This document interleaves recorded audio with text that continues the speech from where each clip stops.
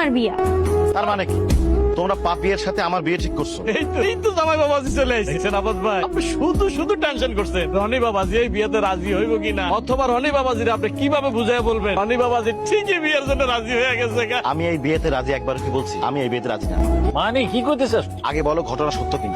সত্য তো, আমরা পাবি আমারে তোর বউ কইরা আমার বাড়িতে নিয়ে যাবে ঠিক। তোমরা যে এই বিয়ে ঠিক করছো আমাকে একবার জিজ্ঞেস করছো? তোমাদের আমার সাথে আগে কথা বলা দরকার ছিল, আমার অনুমতি নেওয়া দরকার ছিল। কেন বাবাজি, আমার পাপিয়া দেখতে শুনতে কোনো দিক দিয়ে কি খারাপ? দেখতে শুনতে খারাপ না, কিন্তু ওর বয়স মাত্র 16, আমার বয়স 32। আমার অর্ধেক বয়সে একটা মেয়েকে আমি কোনোভাবে বিয়ে করতে পারি না। তার সাথে বিয়ের কথা আপনারা ভাবলেন কি করে?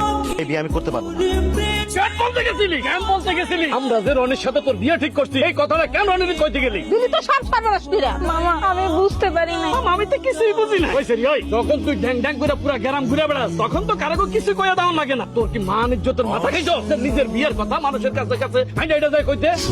আরে ওলাডারে বুলায় বালায়া কত কষ্ট কইরা তার বাপে শহর থেকে গ্রামে আনছে, আর এই সেমরিটা সব উল্টা পাল্টা করে দিছে। আই ছেড়ে আই তুই আমার কথা একবার ভাবলি না? তোর মামা কত কষ্ট করে তোর বিয়ে ঠিক করছে।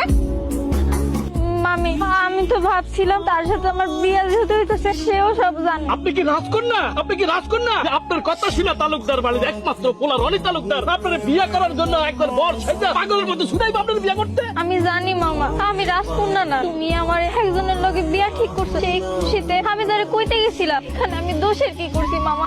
আপনি খুশিতে আপনি তারে কইতে গেছেন, এইখান দিয়ে যে আমাদের দুঃখের সাগরে বাসতে হইতাছে। কেন দুঃখের সাগরে বাসতে হইতাছে? তোর এই বাড়ি থেকে বিদায় করতে না পারলে আমার বাড়িতে দুইটা মেয়ে দেন কি করব? আমি তো দুইটা মাইয়া খাওয়াইতে পারবো না। এই বাড়িতে তো শুধু আমি একলা, আর কি আছে?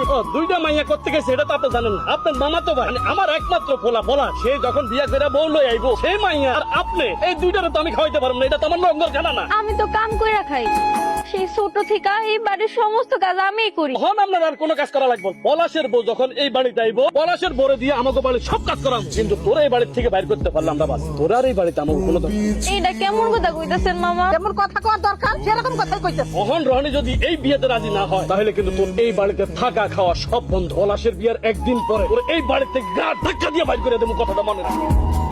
নাকে কান্দা বাদ দিয়ে রান্না করে হাড়ি বাতিল গুলো ধুয়ে নিয়ে আসে। শোন রনি, একটা সত্য কথা বলি, যে এই সত্য এতদিন গোপন ছিল। আমি তখন কেবল নতুন ব্যবসা শুরু করছি, একটার পর একটা ব্যবসায় মাইর খেয়ে যেতেছি। এই পাপিয়ার বাবা আমার পাশে এসে দাঁড়ায়, আমার সহযোগিতা করে। পাপিয়ার বাবা আমার দুইজনই মারা যায়। পাপিয়া তখন খুবই ছোট। আমি চাইছিলাম মেয়েটার আমার কাছে নিয়ে আসি, আমার কাছে রাই খাওয়ার মানুষ, কিন্তু কোন দাবিতে আমাদের সবাই মিলে সিদ্ধান্ত নিল ওরা ওর মামা মামির কাছে রাখবে। হঠাৎ জানতে পারলাম ওর মামা মামি মেয়েটার কোনো যত্ন নিতে, মেয়েটারে কাজের বুয়া বানায় তার উপর নানান রকম অত্যাচার করতে। আমি এখন তারে আবার আমার কাছে আনতেছি, কিন্তু কোন দাবিতে? সেই এক